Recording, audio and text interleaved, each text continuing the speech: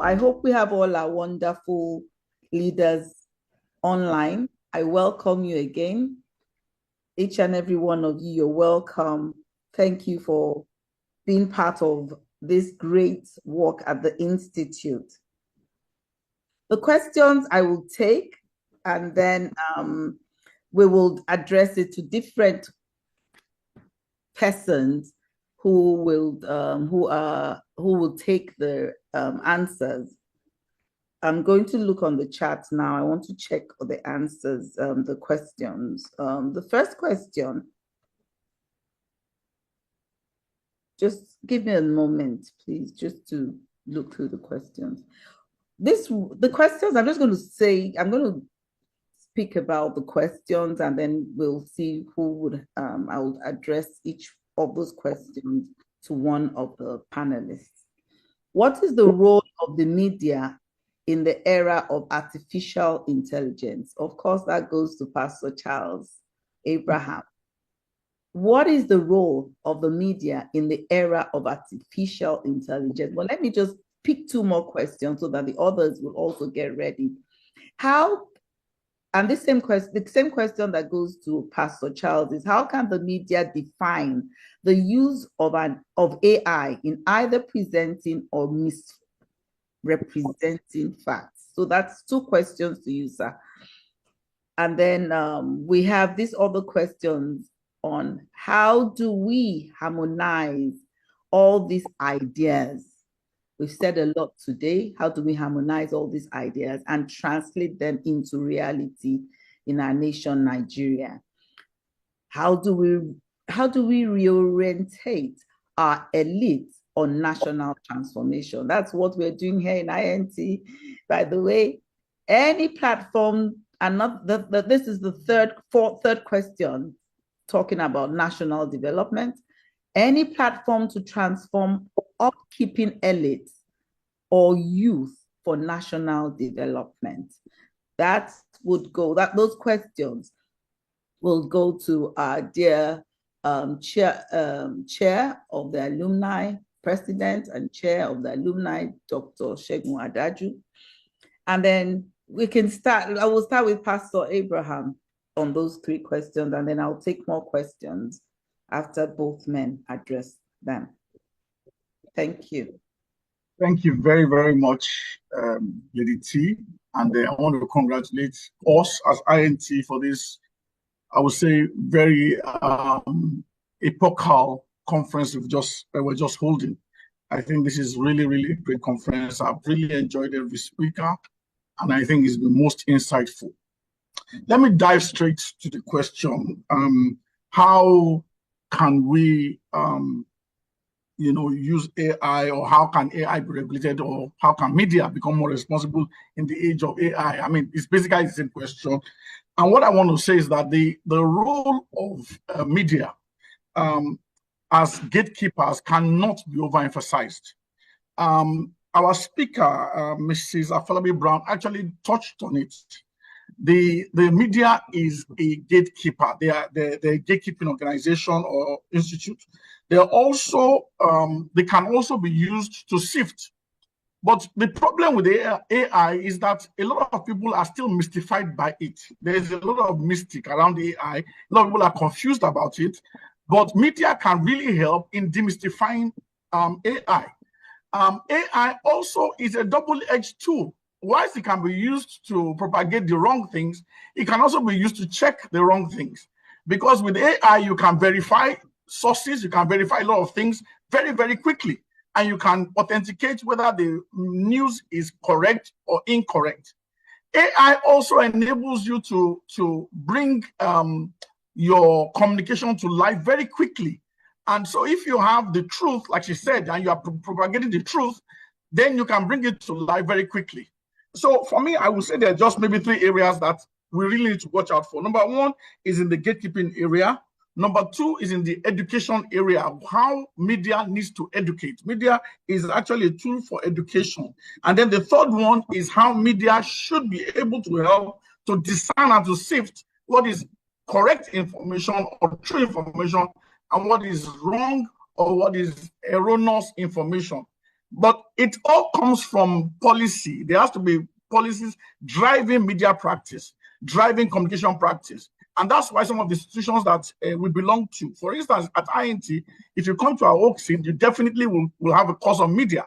But beyond that, there is also the Advertising Professional Council of Nigeria. That is a regulator. And then there is the Nigerian Broadcasting Corporation. There are many organizations that actually regulate the source information as they go out. And what we need is to have the right policies in place to be able to guide this. AI is an evolving and fast evolving concept. It's affecting many global situations. It's not just about media. It's almost every aspect of life is being affected by AI. And we need to have a national thought, or I don't know whether I'll call it a brain box in Nigeria that actually looks at how to interrogate AI and use AI positively and curb its excesses. Every nation that is responsible is actually doing that. So I think it's what it is. It's a reality that we all have to live with. And I would say get into AI as quickly as possible. Do not become a stranger to it, and don't let it leave you behind. Because we can all learn how to use AI. Thank you very much. Thank you so much, sir. Dr. Adaju, did you get those questions? I'd love you to quickly address them. We must remind ourselves that we have time. Don't have too much time on our hands, but I know we have very astute cerebral leaders. So please, sir, we'll hear your voice on those questions.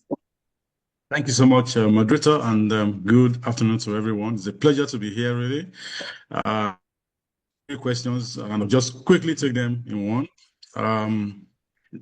One of the questions is, how do we harmonize all these ideas and translate them into reality? How do we orientate our elites on national transformation and also any platform? I will straight away tell you that the Institute for National Transformation is that platform. I'll share my experience. I was in banking up to year 2008, and I just thought it's all about making big money, living in big houses, riding big cars, and traveling all over the world. And then I attended that first training of Oxid 001, and of course, my life changed from there. And I started seeing life in terms of I'm an entrepreneur. My sphere is business and economy, and so I understood that look, the essence of my being in business is not really just to make big money and live a good life while the nation is depleting and is being deteriorated.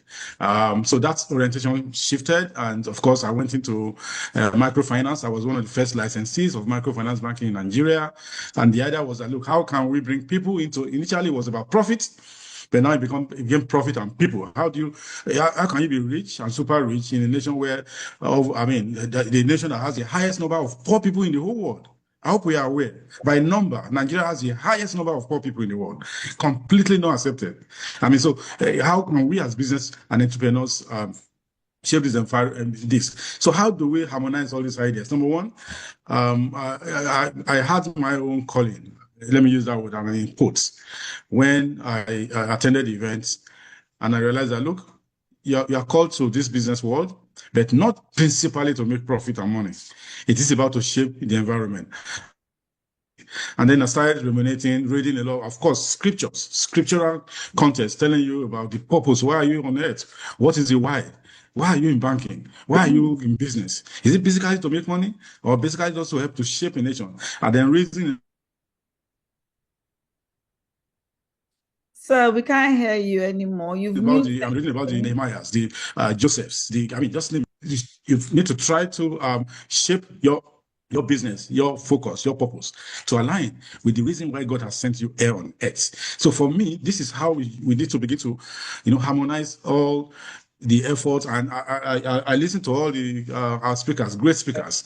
I want to take a particular example of how the church also, I think it was Professor Akinpelumi that said about that we need to start teaching, our congregation beyond how to pray, how to fast. We need to teach them how to build nations in their sphere of influence. If I'm a businessman, I believe I'm running a kingdom business, a business that is, designed along with scriptures, the word of God, and to shape my society. Of course, there's going to be profits, but the profits should not be basically for me to buy. I mean, ultimately, the only objective is to buy a private jet and just be flying all over the whole world. But it's to also create a pool of money that will also help to, repair the breach. The Bible says we are repairers of the breach. All right. So for me, I also want to welcome you to the Institute for National Transformation, where we have great change agents who are willing and are ready to shape their world. Over to you, moderator. Thank you so much, sir. Quickly, the question, how do we create balance on passing right values to our children in the educational sector, and the children still maintain such values, irrespective of a failing parenting system or a failed family background? This is a very potent question. And I'm going to have my sister, Pastor Bumi Igbenejesu, answer that. Thank you, ma'am. Thank you so much, Mama T, and thank you, Prof, for having me on this platform today. I want to thank all the speakers. It's been very enlightening. Go straight to the question. The question here is, who trained the children? I mean, because who trained the children? Values. Children don't train themselves. Somebody trained them, showed them this value or taught them these values. And if they were taught the wrong values, then it means that the teachers need to be re-educated on the right values. So we need to go back to parents, back to training parents on how to inculcate the right values into their children, and teach the parents the right values and how to communicate it to their children. And therefore, from there, we'll have children who grow up with the right values, and then they can progress with it, because children don't train themselves. So parents need to be educated. So we need to have educational, our churches, our schools, we need to come, we hear of trainings of all kinds, but we don't hear of parenting. I mean, how many times have you heard of parenting school? So we need to have parenting schools where parents are trained on the right values, and they can communicate these values to their children. That way, we will have children, have the right values, live by the right values, grow by the right values, and be able to pass on the right values to the next generation.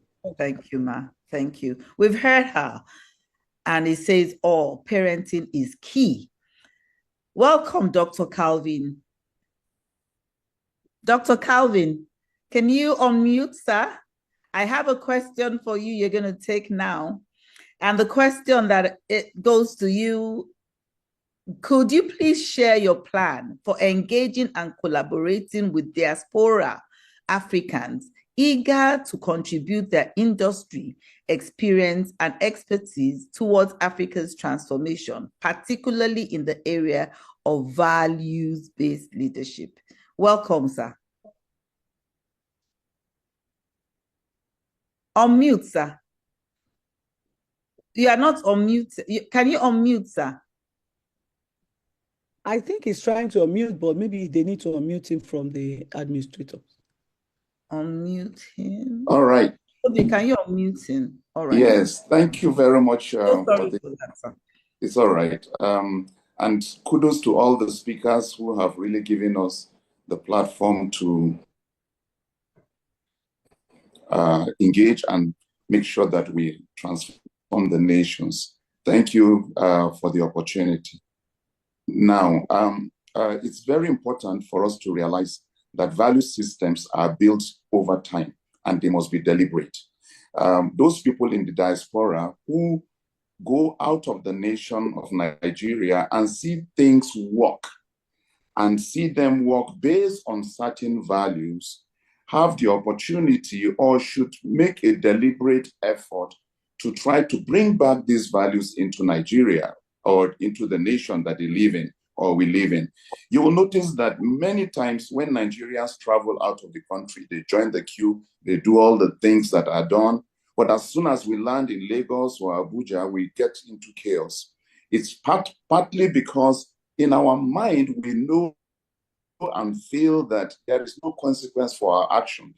So these people in the diaspora need to learn how to engage the mind that they are still out of the country, even though in another country, and impose these values that they've learned in the nation. For instance, if they come back, they still stop at the traffic light, still join the queue, and try to expose these same values to the people that they are together with. I believe that it can work very well if they are conscious of the fact that they are not just there to make money, they are there as ambassadors, and must be willing to transfer these values to our own nation.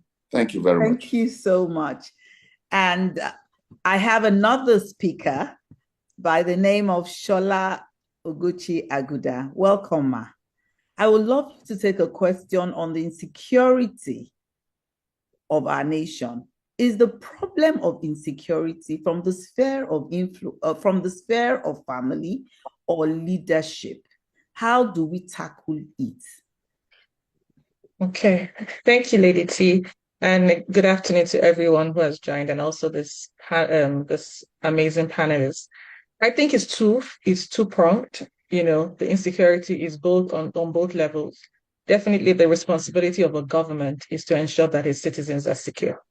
And so whether it's providing the rule of law, we know that one of the reasons why Nigeria is failing is the absence of the rule of law. And so if there are no consequences for actions, there's going to be anarchy, which is why we're where we are today. People do whatever they want to do, how they want to do it, the way they want to do it, and there are no consequences. When there's a country like that, then it means that there is no security. So on one level is government pronged. On the second level is family pronged, right? Because who is raising the people that are badly behaved? Like Mrs. Igbini used to say, it said, children don't raise themselves. And so a child is a function of his or her background, is a function of the family in which they came from. And so if we're not doing taking our responsibility seriously as parents to raise value-driven children, then we're going to actually raise no value-driven adults, right, who cause insecurity. So I would say that we do the part we can. It's not everybody's in government, right? So if we're not in government, a lot of people are parents. Let's raise value-driven adults, right? Let's raise value-driven individuals in our home. That way, we're contributing our quota to reducing the security system. But on the average, the government has that responsibility to ensure that the environment is secure. And just quickly to jump on a question that Mrs. Igbine had answered really well, which is, what do you do when you are teaching values in the educational system and there are no values being taught at home?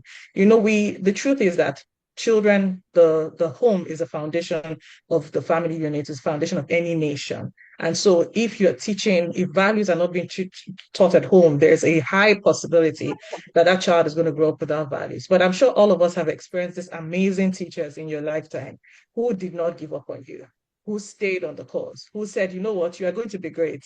I'm going to get you great. Everybody at home didn't believe in you. Nobody thought you were anything. But there's that one teacher or that person that pushed you to the limit. So I would like to say to those in the educational system, don't give up. Those students, and when your children are younger, they believe the teachers more than their parents. They'll say, my teacher said. And so there's that part where the teacher has such a pivotal role in the molding of the child. So while we're trying to train the parents, trying to get them to a place where they're passing down values, I would say that in the educational system, do your work as if you're actually training your own children, and we will actually reap the harvest in the end. Thank you, Lady T. And well done, thank you, Ma. Another question would go to, this is a question that deals with the northern region. I don't have any, sorry. What is the role of the elites in addressing the crisis of out of school children in Nigeria? And we know that this happens in certain areas of Nigeria. I would say really the north, only say in the north. How do we address this situation? Can I have Madam Shola Oguchi Oguda go on this question on education again? Okay.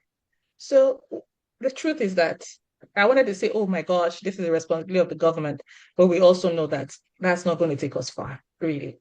And so really everybody here has said something very significant, which is that our businesses are not just about making money, right? Our lives are not just about making money. I think it's really time for the elites to grow up, meaning that where are those businesses that are saying, you know what, we want to take up this role of education and get children off the streets?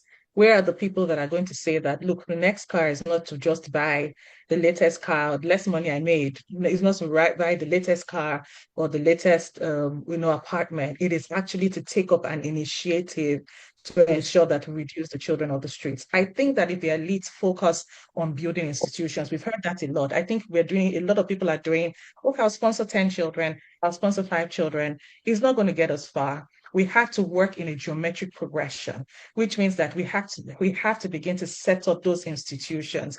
And people are already doing that. Things like Slum to School, Teach for Africa, there are institutions that are saying we want to get children off the streets. I think it's time for that collaboration Mrs. Alara spoke about, where people in that space who are thinking the same way, how do we get children off the streets, come together and say, can we collaborate? Can we come up with 5, 6 institutions that are going to get these children off the streets? Can if we say it's in the north, can we go to the north and begin to raise and build schools? Can we begin to teach teachers and deploy them there and actually make sure that those teachers are not suffering? Because, education is really one of those areas that nobody wants to have anything to do with. But in Finland, education is a notable institution because the teachers are treated as well as the doctors. And we should get there. So while we're waiting for the government to get to where they're getting, I would say that any elite that is passionate about education, it's time to begin to find other people like you and say, how can we collaborate?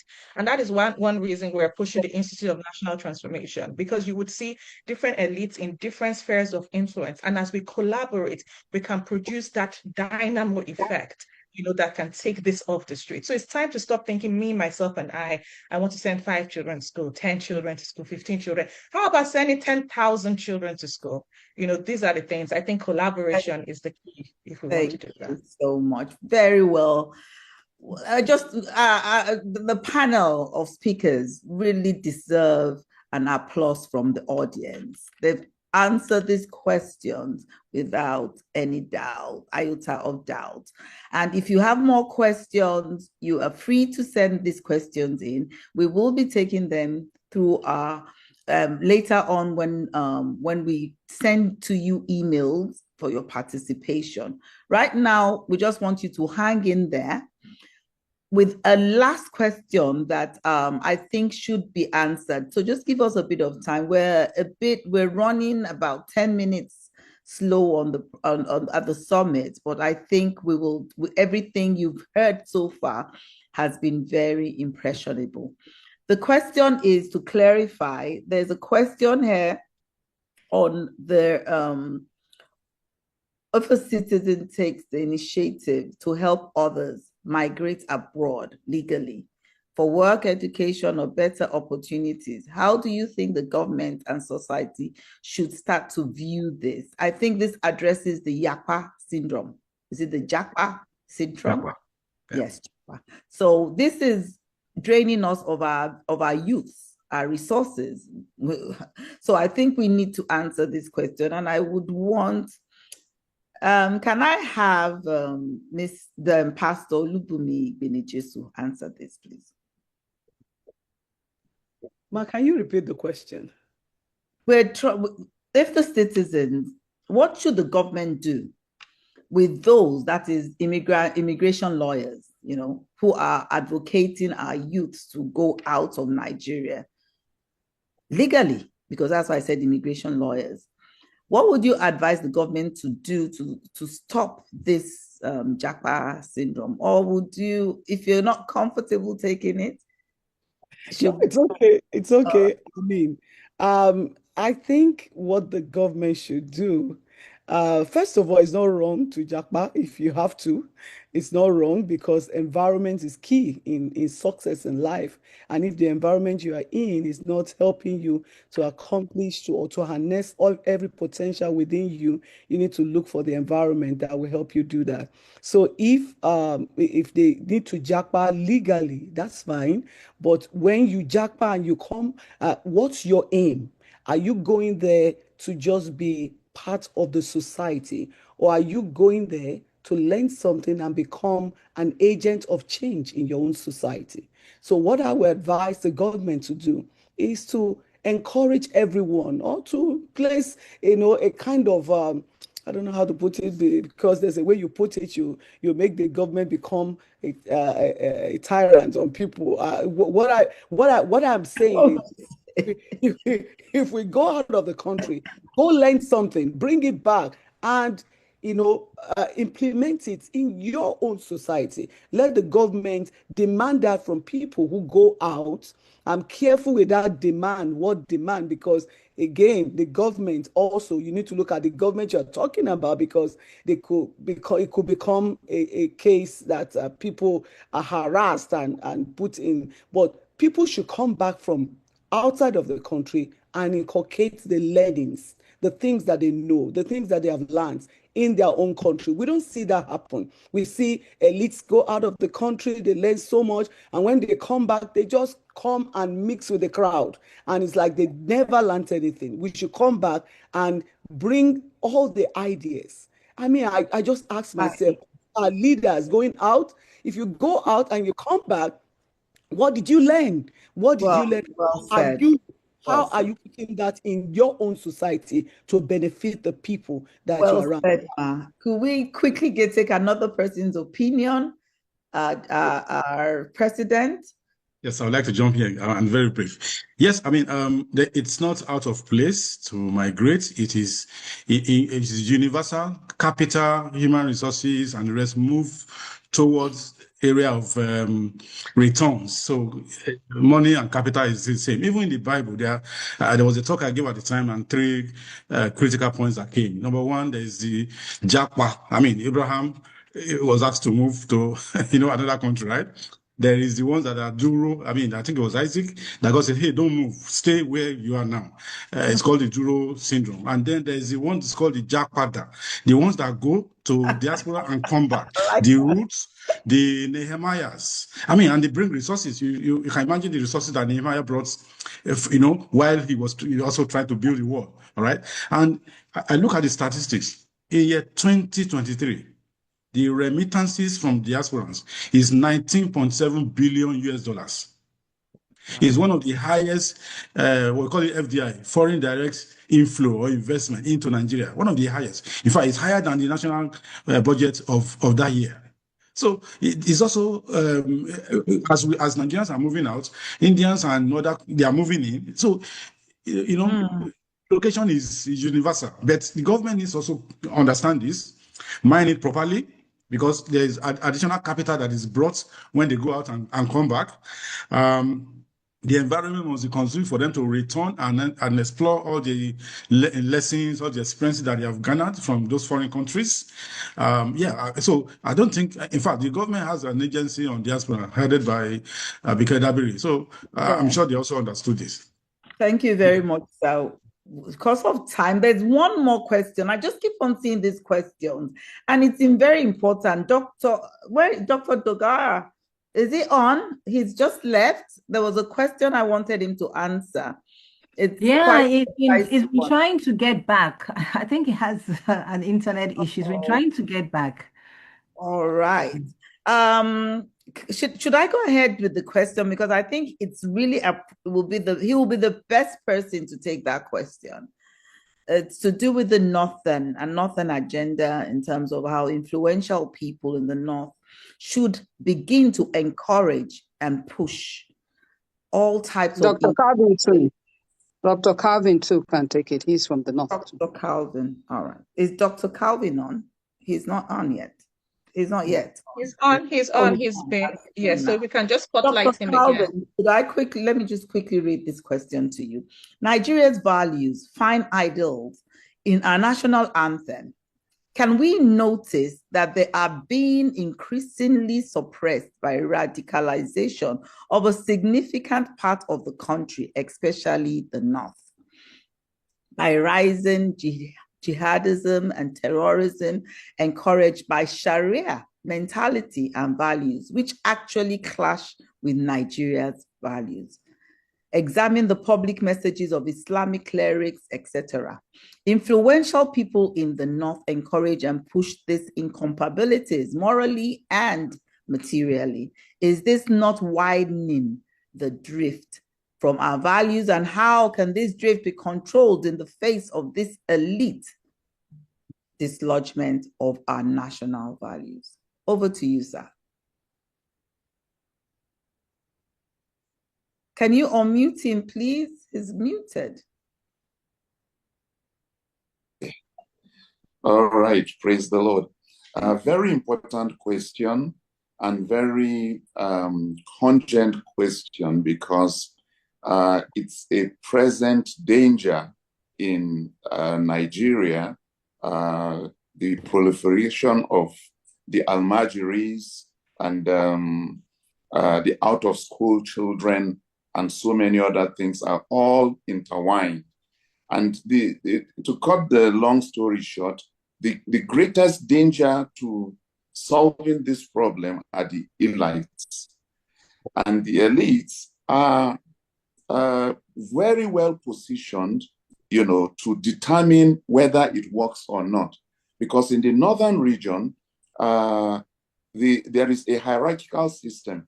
Once the elder, who is most influential, says something, everybody falls in line. So you will find out that, especially like during the Boko Haram time, most of the emirs were not saying anything.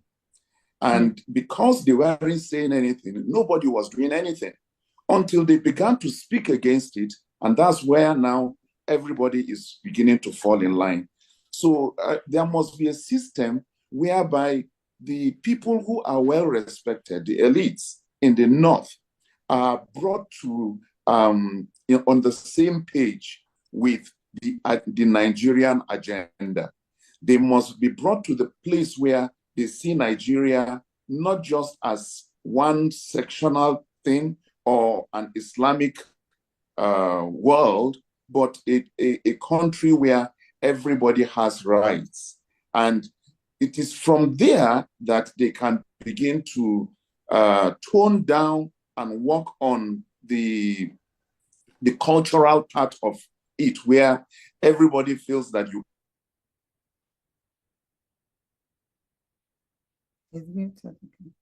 whatever. You'll find out that most of their Almajiris are people who don't even know where their parents are, don't know who their parents are, because it's part of the culture and they use religion to propagate that. So it's a very serious issue, but it must start from the top.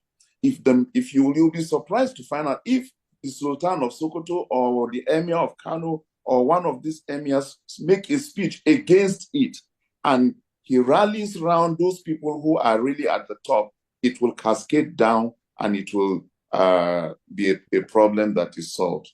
Thank you so much, sir. Oh, I'm so impressed by all the contributions you've made. And I'm very sure that the audience have gained insights. For any more questions, please address it to our contact, summit@intinternational.org.